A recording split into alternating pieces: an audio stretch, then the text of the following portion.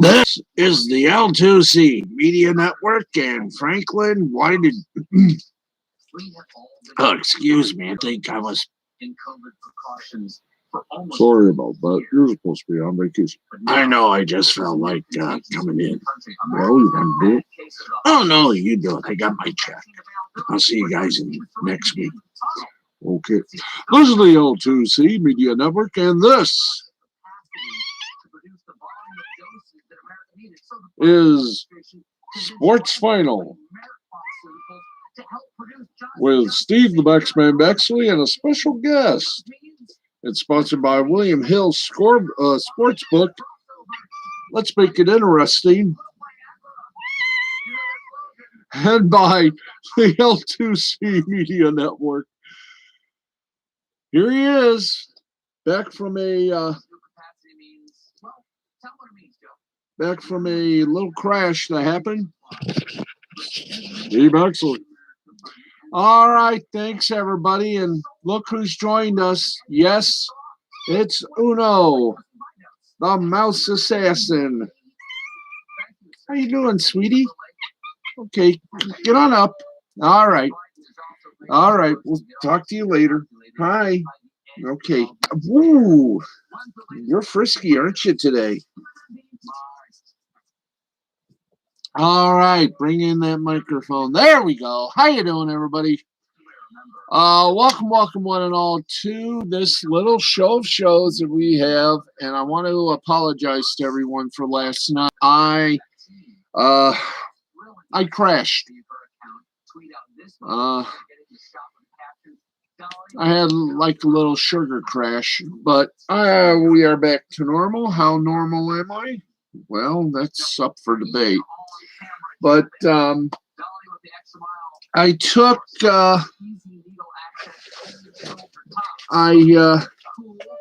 my blood sugar today as well as my mom's, and I am at 117, which isn't bad.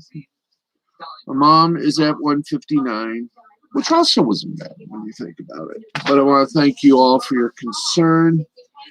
And I promise you that will never happen again on air or anywhere else. And other thing that won't happen again, me having untrained hair. Anyway, we welcome you to Sports Final on a night that had everything. And I mean everything. We even had Shaquille O'Neal wrestle. Or, well, what you would actually call wrestling. We'll talk about that as well. Hello, how you doing? All right, let's get to it.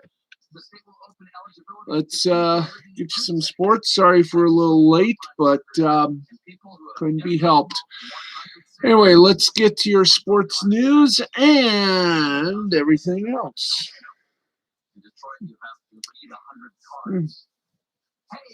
And here we go. And the NFL hits our news hotline today with the NFL and their teams playing release roulette. And the latest one to play some is the New Orleans Saints. Maybe I should cut it now. No. The New Orleans Saints, with exactly 2 weeks to go until the start of free agency, have released tight ends Jared Cook and Josh Hill. While Cook was slated to become a free agent anyway on March 17th, the release of Hill clears about $2.5 million in cap space. A third-round pick of the 2009 draft, Cook signed a 2-year, $15 million deal with the Saints in 2019. During his first season in New Orleans, Cook made his second consecutive Pro Bowl after catching 43 of 65 targets for 705 yards and 9 touchdowns. Now, last season, Cook caught 37 of 60 targets for 504 yards and 7 touchdowns. He finished as the team's third leading receiver behind running back Alvin Kamara and receiver Emmanuel Sanders. Now, despite his success Despite his success, Cook's run in New Orleans ended unceremoniously with the Saints holding a 20-13 lead over the Buccaneers in the divisional round of the playoffs. Cook's fumble set up the game-tying touchdown. The score is the first of 17 unanswered points by the Buccaneers, who defeated the Saints en route for those of you down south, to the franchise's second Super Bowl win. Now, while Cook has already played for 5 different teams, Hill spent the first 8 years of his career in New Orleans. A former undrafted rookie, Hill inked a 3-year, $8.85 million extension with the Saints at the end of the 2018 regular season.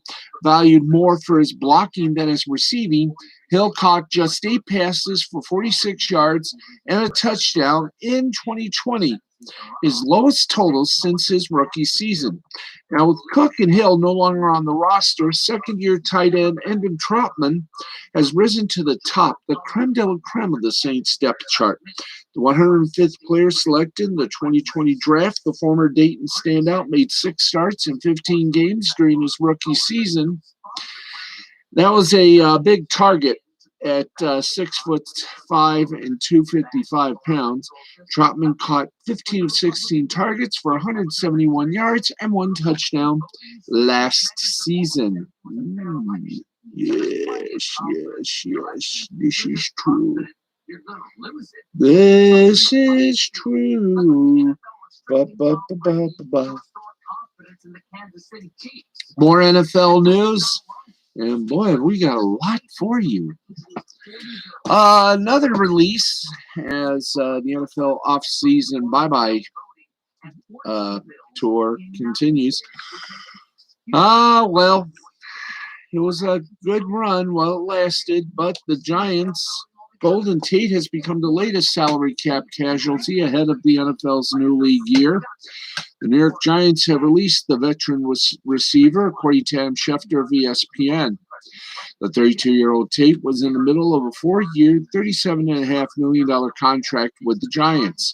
Now, Tate's contract would have resulted in a big old cap hit of just under $11 million. Prior to the news of Tate's release, the Giants' projected 2021 cap space was under $500,000, according to the folks at Over the Cap. This year's salary cap, which would have been north of $200 million, is expected to be around $185 million. The lower salary cap is a result of financial losses due to COVID-19. The 60th overall pick in the 2010 draft, Tate spent his first 4 seasons in Seattle, where he helped the Seahawks win the franchise's first Super Bowl. In 2013, he spent the next 4.5 seasons with the Lions, where he earned his first and only Pro Bowl selection in 2014. After 3 1,000-yard seasons with the Lions, Tate was traded from Detroit to Philly midway through the 2018 season. After a very underwhelming stint with the Eagles, Tate signed a long-term deal with the Giants during the 2019 offseason. In 2 seasons in New York, Tate caught 84 passes for 1,064 yards and 8 touchdowns. Tate endured a rocky 2020 season that saw him catch just 35 passes for 388 yards and 2 touchdowns, his lowest totals since his second NFL season. Now, Tate's 2020 season included being a healthy scratch after he publicly demanded the ball during New York's Week 8 loss to the Bucs. Tate later apologized for his actions. The receiver was among the Giants' offseason needs before Wednesday's news of Tate's release.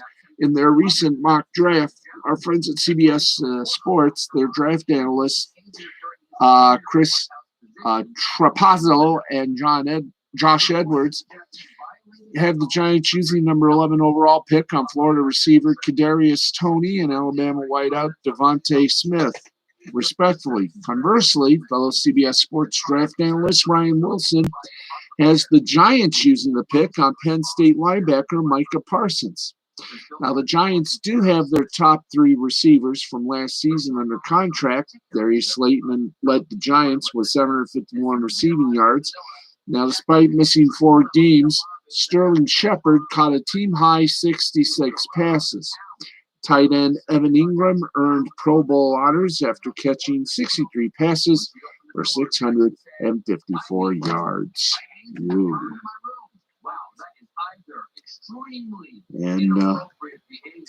And woo one more time. Whoa. Okay. On the police blotter. Kellen Winslow II.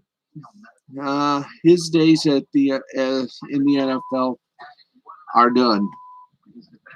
Instead, he's going to be living the longest yard over and over again. On Wednesday, former NFL tight end Kellen Winslow II was sentenced to 14 years in prison for multiple sexual assault offenses in San Diego Superior Court in Vista, California. The crimes came against 5 women in Southern California. He was convicted of forcible rape, rape of an unconscious person, assault with an intent to commit rape, indecent exposure, and lewd conduct in public. And the sentence was the maximum allowed under the plea deal. He is now a registered sex offender for the rest of his life. The 37-year-old appeared through video conference and did not speak ahead of the hearing his sentence, saying the choice was by the advice of his lawyers. San Diego County Superior Court Judge Blaine Bowman described Winslow as 2 words, and that is sexual predator, and called the crimes in question brazen. He said even following Winslow's first arrest, he continued to harass women. Judge Bowman said Winslow selected women to assault and rape due to their vulnerability with age or living situation, and the thinking that, quote, hopefully he would get away with it in his mind, and, quote, one woman he attacked was homeless at the time. Winslow performed inappropriate acts in front of a 77-year-old woman and exposed himself to his 57-year-old daughter. The woman Winslow was convicted of assaulting was homeless in his hometown of Ensenada and gave a statement commenting on how difficult her life had been since the incident. She says she has problems walking, raising her head, and lives in constant fear. She says she cannot be alone. Quote, it's affecting my life every day and every night. I don't even feel safe inside or outside. He brought so much damage to my life. End quote. He was also convicted of indecent exposure and a lewd act in public, both misdemeanors. The jury did not come to an agreement on the alleged rape of a 54-year-old hitchhiker and the 2003 rape of an unconscious 17-year-old high school senior. Winslow pled guilty to both prior to being retried on the charges. Winslow's attorney, Mark Carlos, used the defense that the ex-NFL player suffered head trauma from playing football, using that as the reasoning why he went off the rails. Carlos said Winslow acknowledges what he did and the responsibility of his actions and plans to get help. He is the son of Chargers Hall of Famer Kellen Winslow. Oh, boy.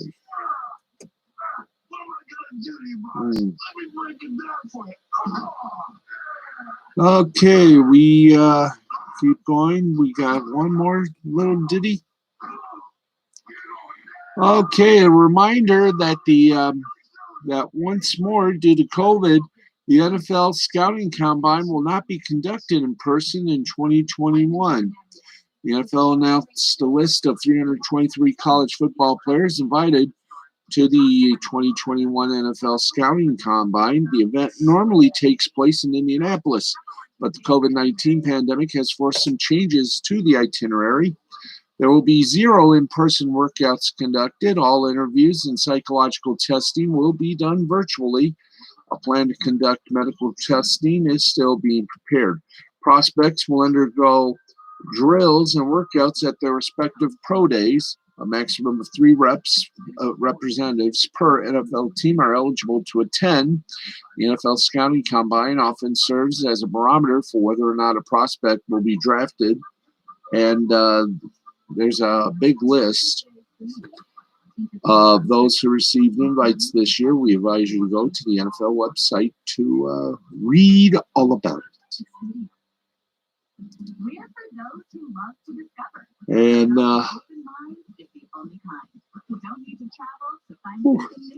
that. for our NFL stories. It's 52 minutes past the hour of 11 o'clock. Skull.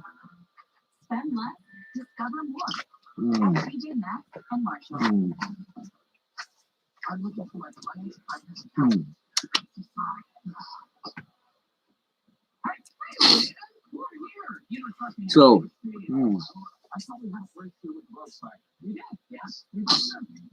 right now, let's get you some NBA scores. And by the way, the scoreboards are all sponsored by Nhl Sportsbook. Let's make it interesting, shall we? But make it interesting responsibly.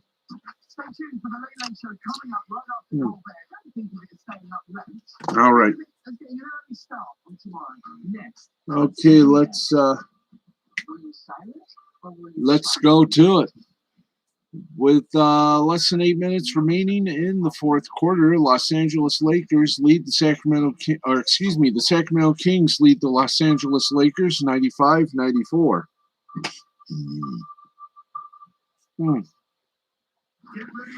At the end of three quarters, it's the Portland Trailblazers 82, the Golden State Warriors 79. Final scores, you got it. The Indiana Pacers beat the Cleveland Cavaliers 114-111. In overtime, the Philadelphia 76ers took care of the Utah Jazz 131-123. Pistons, they're back on the winning side. They beat the Toronto Raptors 129-105. Brooklyn Nets beat the Houston Rockets, embarrassed them even, 132-114. Charlotte Hornets over the Minnesota Timberwolves 135-102. Atlanta Hawks 115. Orlando Magic 112. Bulls over the Pelicans 128-124. And the Mavs over the Thunder 87-78. And there you go on that. It's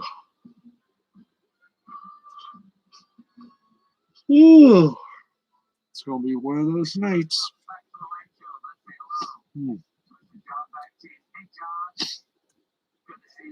And let's get you to the NHL.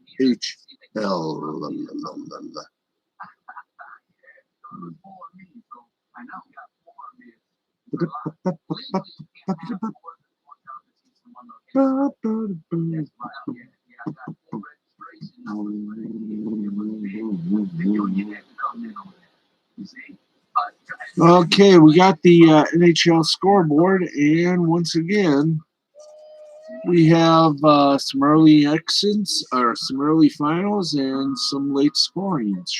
Let's go to the update ski, shall we?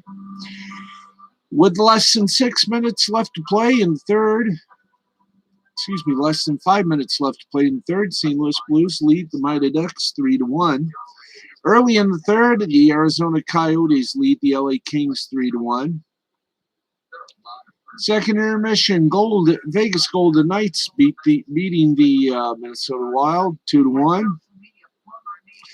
And 5 minutes left to play. The Colorado Avalanche beating the San Jose Sharks 1-0. In a shootout, the Washington Capitals beat the Boston Bruins 2-1. Ovechkin for Washington, Rask for Washington, and Vanacek in Washington was your 3 stars. And finally, the Toronto Maple Leafs found out they were an actual hockey team, and they whipped the Edmonton Oilers by a score 6-1. Vesey with 2 goals, Hyman with a goal and an assist, and Spezza with 3 assists. All 3 were Toronto folks. And what more can we say except, wow, that was the NHL. Yes, that was. And we will be right back. I got to pause for a bit.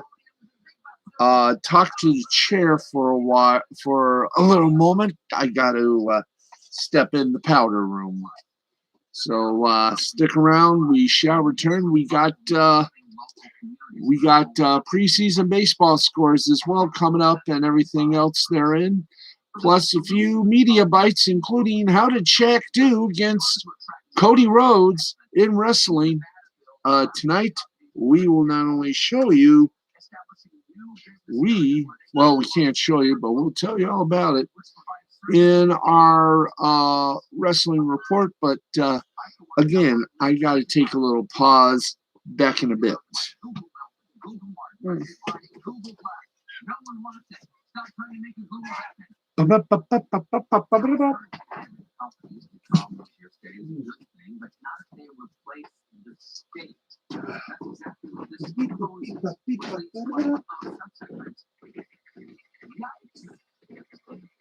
These corporate governments wouldn't even be subject to local government. They'd be carved out centrally as so-called innovation zones and would be given the same authority as counties. Yikes. We already have a word for masters of the universe who hold the same power as governments. It's called feudalism. Do you really want to establish a society based on the Middle Ages? Good luck. Because the hospital you will no longer have the corporate taxes to pay for. It's now just going to be a fucking elitist. Sucker. And you would ask me if anyone who owns a Radio Shack franchise found their own government in Nevada. The answer is no, but that's somehow less comforting, which leads me to my yikes sub-segment. According to the proposed law, the only people who can apply for an innovation zone would need to have enough money, acres upon acres of undeveloped land, and an innovative technology. Dull. Those are three conditions that are known as the bond-villain combo. And as happy as I speak, a company called Blockchains LLC has already committed to building a smart city that will run on its technology. Go. Blockchain is what they use for cryptocurrency. You know, the made-up money for drug lords, hitmen, and guys on Tinder who want to explain what blockchain is. It's a bad road to go down, folks. Because if we start handing over our independent government to the interests of private industry just for jobs and investment, the next thing you know, we'll be spending billions in public funds to a league that pays no taxes for football stadiums that are only used for 8 games a year. What? We'll be right back with star of WandaVision, Hope Bigby.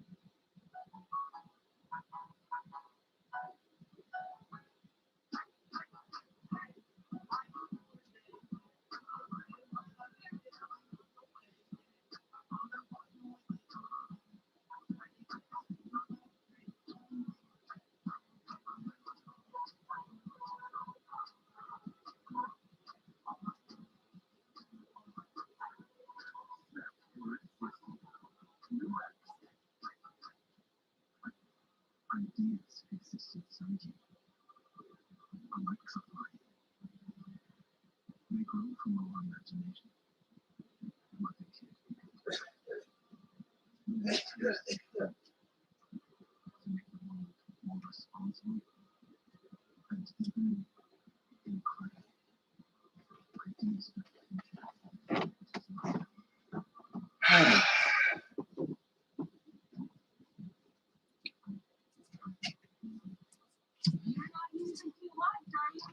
Erp. Hello. Hi. Sorry about that. When you gotta go, you know what they say, when you gotta go, you gotta go. And, well, had to go. We're going to try to pipe in some music if I have to do that again. But, as they say in the world, stranger things have happened before. Okay, so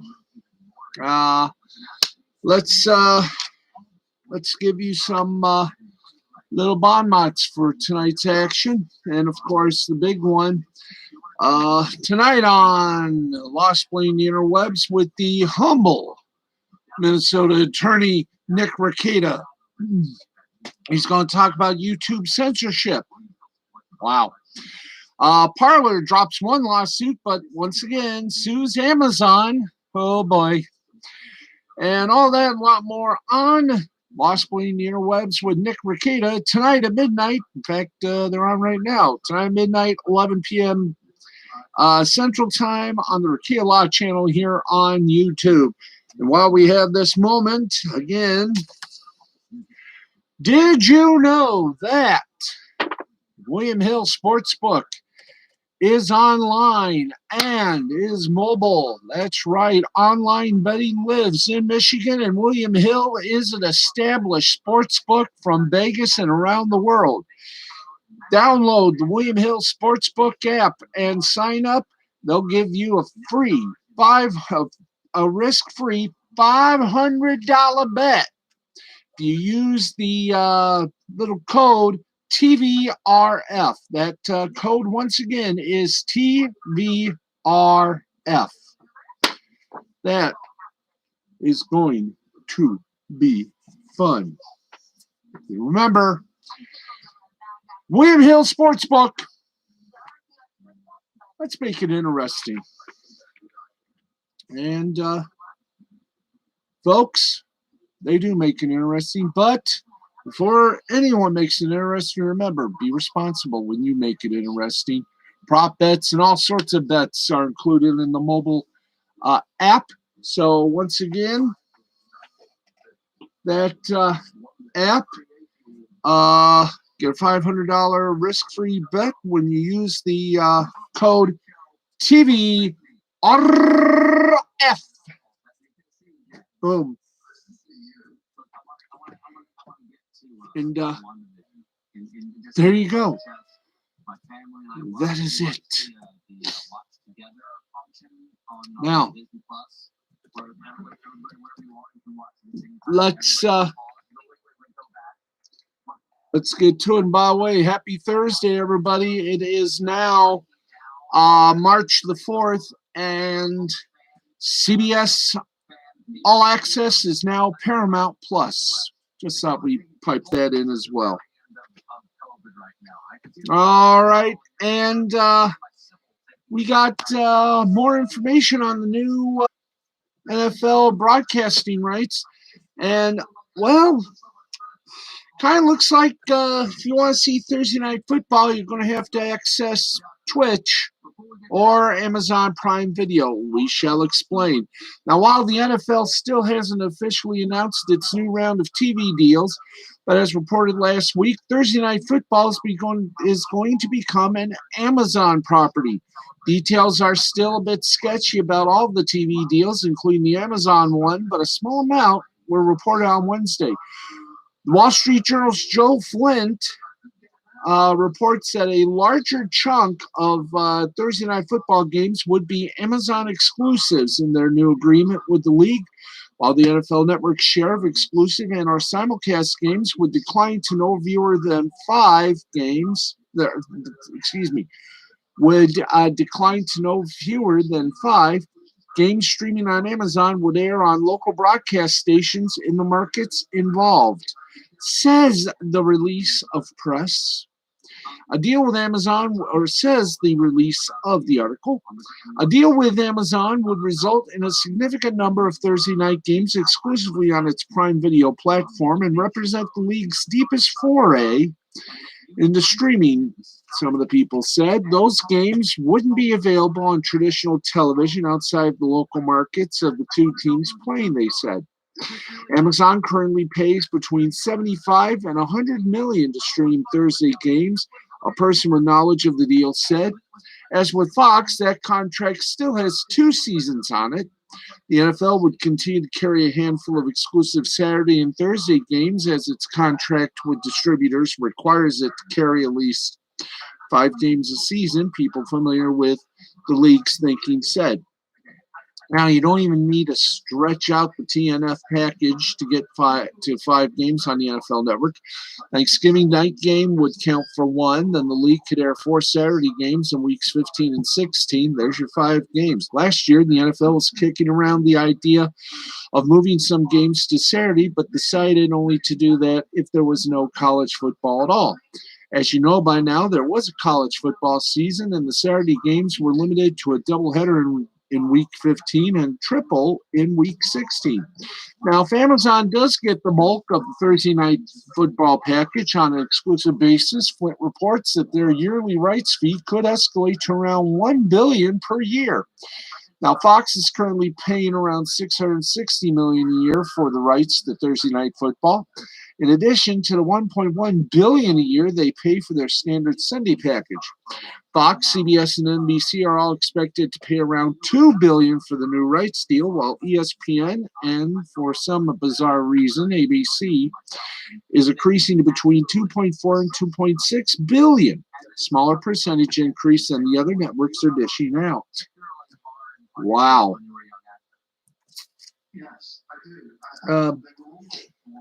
Meanwhile, ESPN's Dan Dakish has avoided punishment from the 4-letter monolith. Why? Well, we're going to tell you. ESPN released their college basketball schedule for this week, this afternoon, and to the surprise of, well, frankly, people, Dan Dakish is scheduled to call 2 games this week. Per the schedule of ESPN, Dakish is set to call Kent State at Buffalo. Maybe that's a punishment on ESPNU on Friday and Virginia and Louisville on Saturday. There's been a groundswell of outrage towards Dakish in the wake of his latest Twitter and radio escapades last week. The latest episode followed Dakish's usual content recipe of searching out people to argue with on Twitter, this time about Jalen Johnson leaving Duke mid-season, and then recapping and presenting those Twitter feuds on his local radio show in a way that often leads to Dakish's listeners lashing out at those involved in Dakish's beefs. The 4-letter monolith commented over the weekend by saying, "We are taking this matter very seriously and are in the process of looking into it. We're now told that ESPN addressed the situation directly and made their concerns clear to him." So basically, he went to the principal's office and was presumably told to cut it out. With that result in Dakish being less prone to those incidents, well, you never know. At the heart of the issue is the idea that ESPN can seemingly look past what Dakish says online and his radio show and continue to employ him as a national college basketball analyst. While an acquired taste on television for some or many, the overall amount of criticism he has faced, which is consistent and significant, has largely been because of comments he's made on either Twitter or his radio show.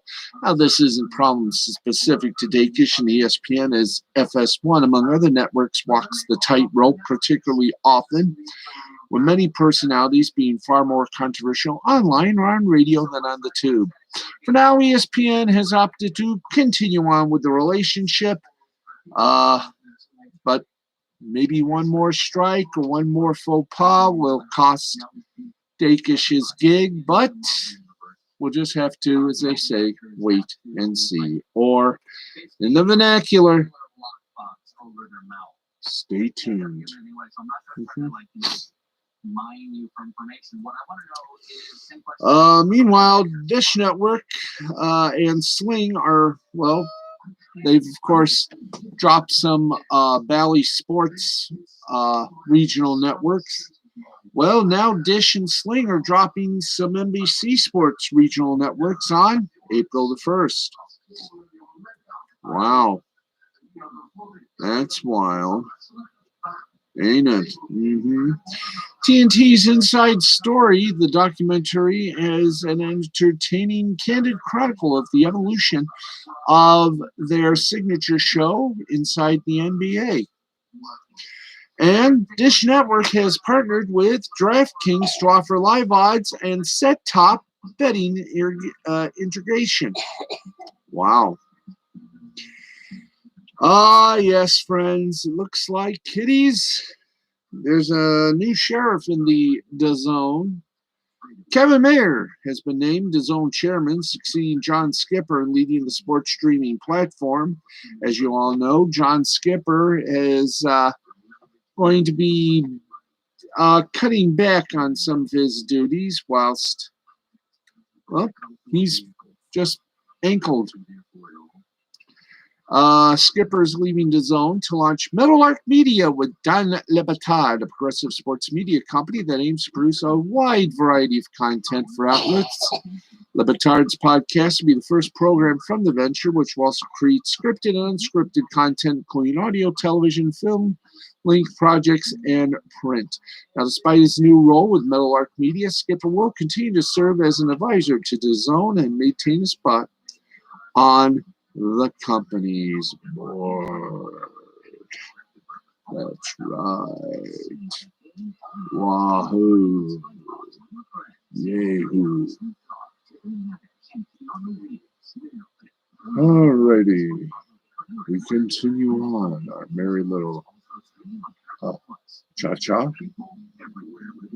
And once again, we should check out, I think tomorrow we will check out Paramount Plus. Before we do all that,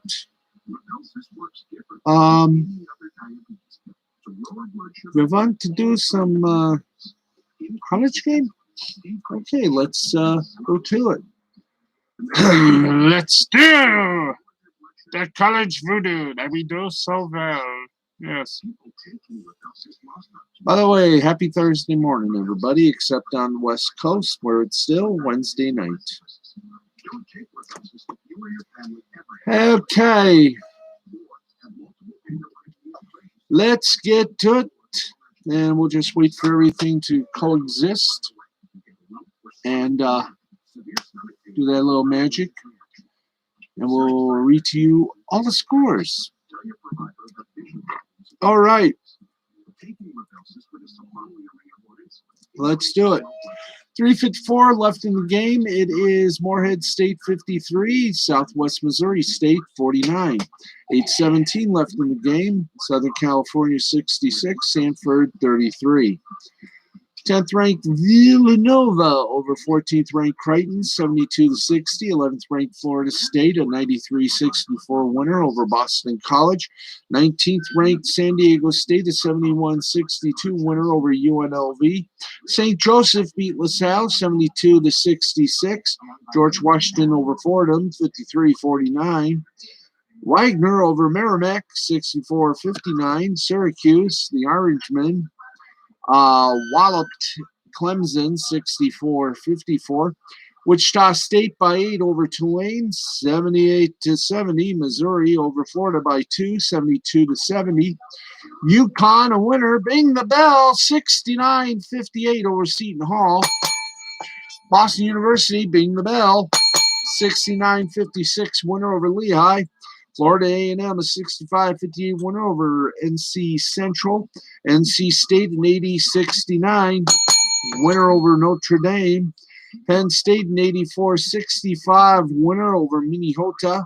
St. John's of New York an 81-67 winner over Providence. Oregon State a 75-70 winner over Utah. Sam Houston an 84-61 winner over A&M Corpus Christi. Belmont a 78-61 winner over SIUE. Central Arkansas over Southeastern Louisiana, 88-71. Colorado State over New Mexico, 87-73. Houston Baptist, 72-67 winner over UIW. Louisiana Tech, 99 Luft Balloons over Our Lady of the Lake, 66. New Orleans, a 92-83 winner over Northwestern State. Mississippi State, a 63-52 winner over Texas A&M. Northwestern, a 60-55 winner over Maryland.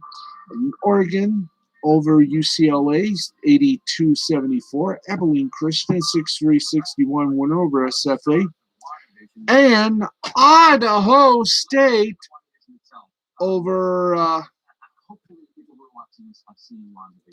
Eastern Washington, 68-63. Okay. We go now to the West. Or not the West, to the women. And here we go. And we wait to get everything up and over. Okay, ready?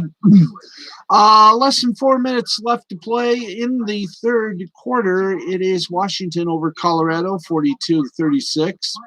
Final scores: 10th ranked Indiana over Iowa, 89-80. 20th ranked West Virginia, 72-64 winner over Kansas State. Toledo, an 82-73 winner over Western Michigan. Oregon State, a 71-63 winner over California.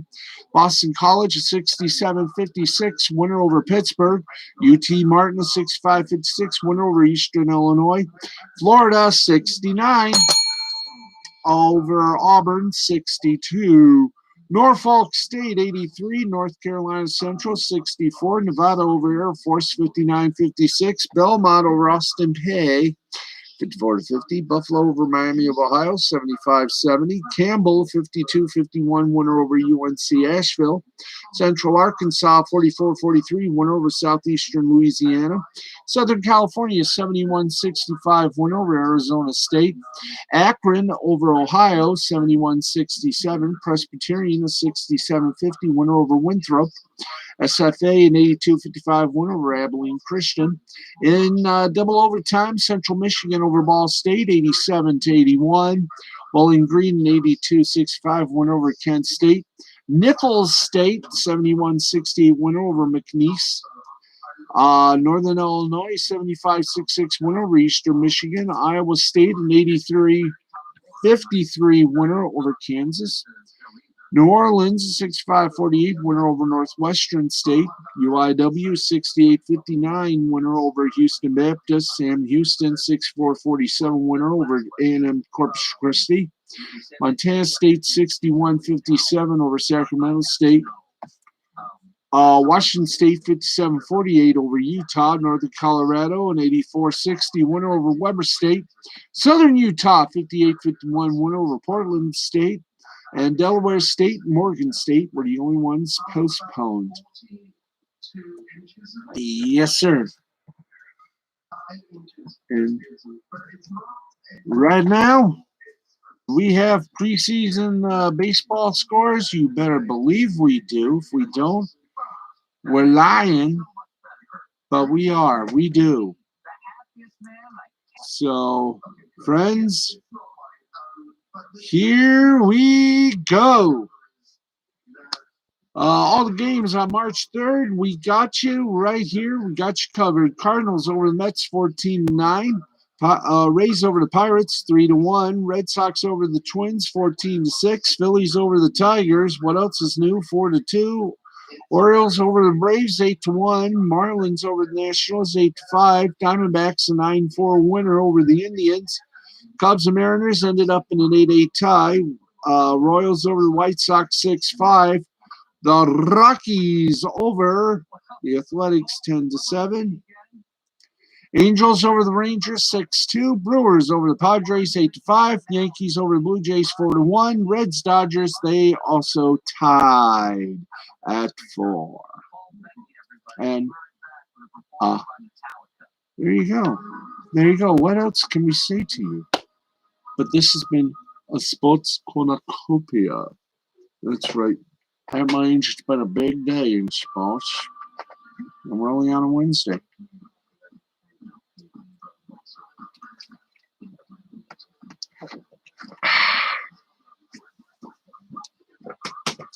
What?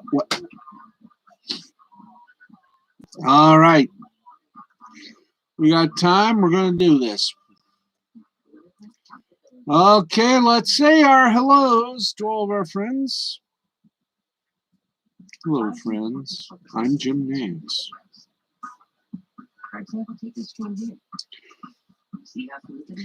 Okay, let's do this with proper love, shall we? Because, well, we need to have proper love, or improper, proper.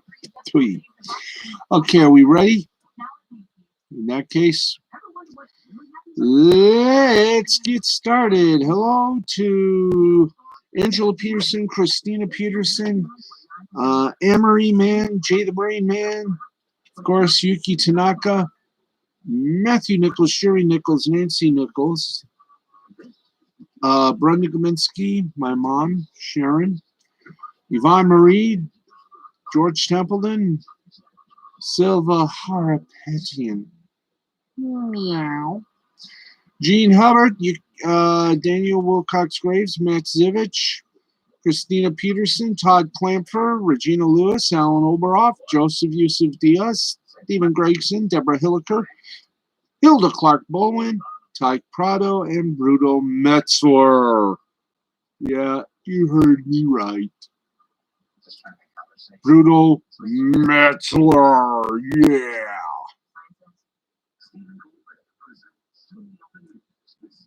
Anyway, yes, friends. Are we ready? Yes, we're ready. Okay.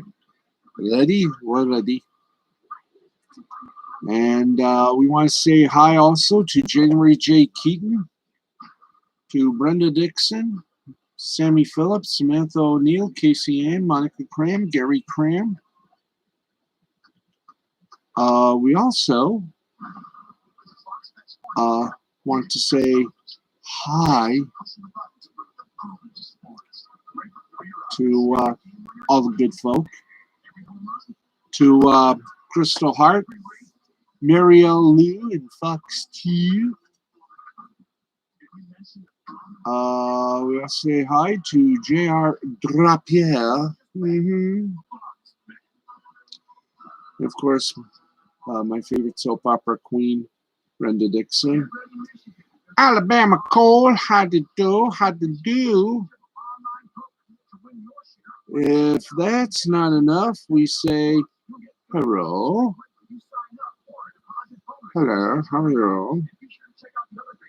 To, wow. Who else do we say hi to? Who else do we say hi to? We got to say hi to people. So we say hello to Jennifer Torres, miss you over at Myers. I miss you, period. Aww. That's right, I miss her. You realize I've been chasing after her for a long time? Anyway. Deshaun Whipple. How you doing, bro? And to everybody on Facebook, Instagram, TikTok, Twitter, what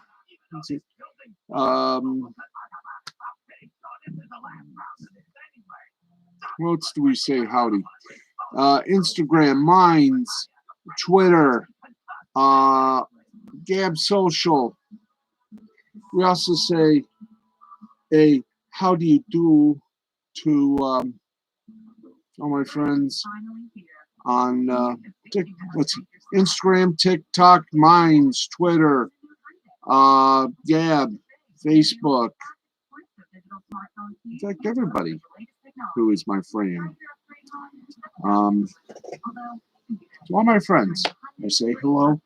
Glad you're with us. Glad you're with Mandy Summers, Wyatt Holiday, Piper, Peter Gilmore, all the folks over there at Comicscape. By the way, we're going to do this before we hit the goal of happiness. Let's get an update on Wart the Wizard, the Portal of Echoes, and then we'll get an update on Eternal Armor as well. Wart the Wizard, Mandy Summers' sequel, the Portal of Echoes, plus the re-imaging of her original Wart the Wizard.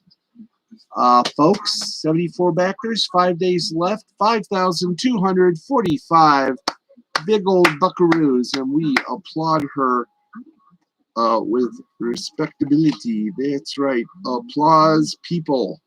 There we go. Yes. And how's Wyatt doing, you may ask? How's Eternal Armor kicking? Well, let's find out, shall we? Shall we find out? Yes, we shall find out. Let's find out how Eternal Armor is doing. And the winner is dun dun dun dun dun dun womp womp. $3,570. That is not freaking bad. It isn't. Okay, and to all of Comicscape, you are the future of the industry. Keep doing what you're doing. All right, let's do what we gotta do. Let's give you the scores, and we'll tell you, and we'll just say it. Shaq debuted at AEW tonight. He was the tag team partner of Jade, going up against Cody Rhodes and his tag team partner, which was supposed to be his wife, Brandy Rhodes, but she's having a little bambino. So she was replaced by Red Velvet. And we are happy to say that, well, unhappy to say that Shaq and Jade won, but wow. Cody Rhodes just put Shaq through not one but two tables. We don't know how good Shaq is, but wow. That was a big night. They had Paul White with him, you know, the guy used to be the Bruto on the WWE. He's now with All Elite Wrestling. And they got a good pay-per-view coming up called Retribution. And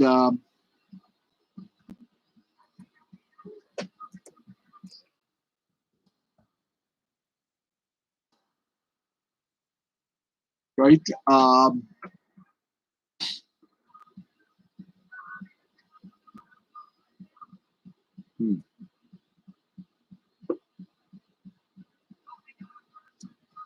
AEW Revolution live from Daly's Place. That'll be on that'll be coming up this Sunday night. And, there you go. Now, like it or not, we got scores. We got to do them. So without further ado, let's give you the scores.